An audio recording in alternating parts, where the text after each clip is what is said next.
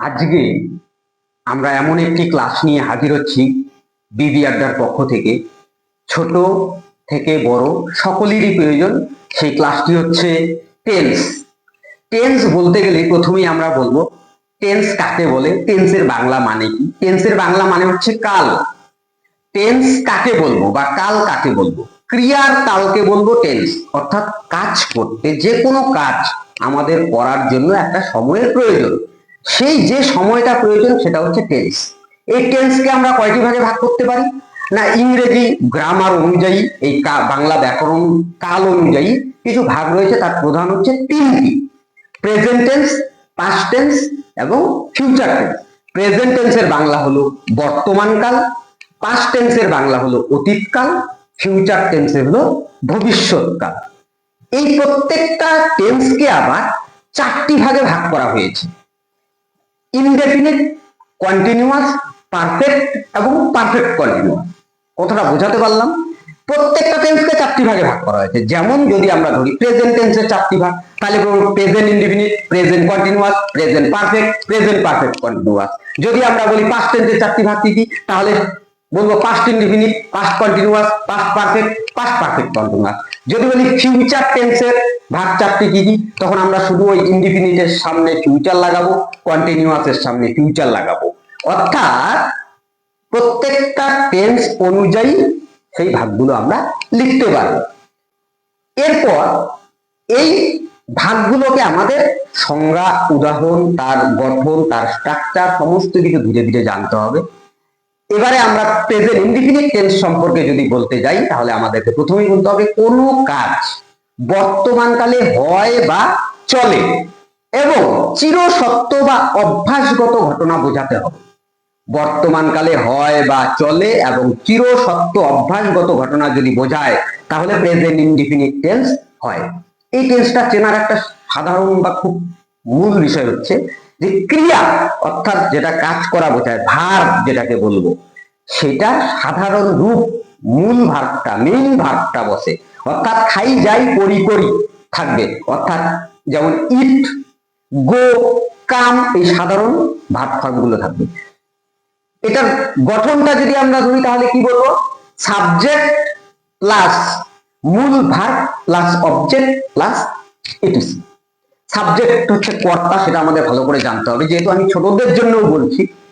সাবজেক্টের বাংলা হচ্ছে কর্তা, তারপর ভার্ব হচ্ছে ক্রিয়া, তারপরে অবজেক্ট। এবার এইখানে ধরো আমি বাড়ি যাই, সাবজেক্টকে কে বাড়ি যায়, সাবজেক্ট পেতে গেলে ক্রিয়াটাকে কে দিয়ে প্রশ্ন করব, কর্তা যদি পেতে যায়। কে বাড়ি যায়? আমি, তাহলে আমি হয়ে গেল সাবজেক্ট। এবার আমি যদি বলি আমি বই পড়ি, কে বই পড়ে? আমি, এটা সাবজেক্ট। কি পড়ি? বই। এই কি দিয়ে যখন প্রশ্ন করলাম তখন হয়ে গেল অবজেক্ট। এইবার যেটা দিয়ে কাজ করা বোঝাচ্ছে সেটা ভার্ব। তাহলে সাবজেক্ট প্লাস মূল ভার্ব প্লাস অবজেক্ট। কিন্তু সাবজেক্ট যদি থার্ড পারসন সিঙ্গুলার নাম্বার হয়, একটু মনোযোগ দিয়ে শুনবে, সাবজেক্ট যদি থার্ড পারসন সিঙ্গুলার নাম্বার হয়, তাহলে কিন্তু হচ্ছে আমাদের ভার্বের শেষে এস বা ইএস যুক্ত করতে হয়। শুধুমাত্র প্রেজেন্ট ইনডিফিনিট টেন্সের ক্ষেত্রেই কিন্তু এটা প্রযোজ্য হবে।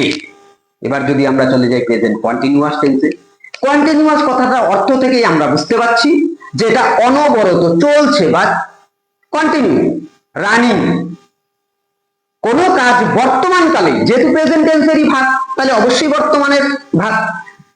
বর্তমানকালে কোন কাজ হইতেছে বা চলিতেছে, হইতেছে বা চলিতেছে যদি এরকম বোঝায়, তাহলে হচ্ছে আমাদের প্রেজেন্ট কন্টিনিউয়াস টেন্স হয়।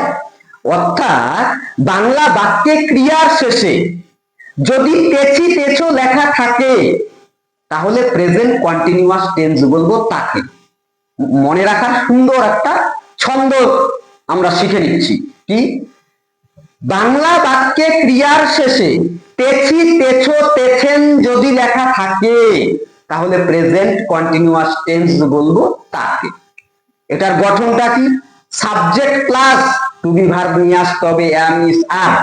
Subject plus am is are plus এখানে যেহেতু অনবরত চলবে, তাই ভার্বের সঙ্গে যুক্ত হবে I N G plus object plus etc. তাহলে subject plus am is are plus ভার্বের সঙ্গে ING plus object plus etc, এ হচ্ছে প্রেজেন্ট কন্টিনিউয়াস।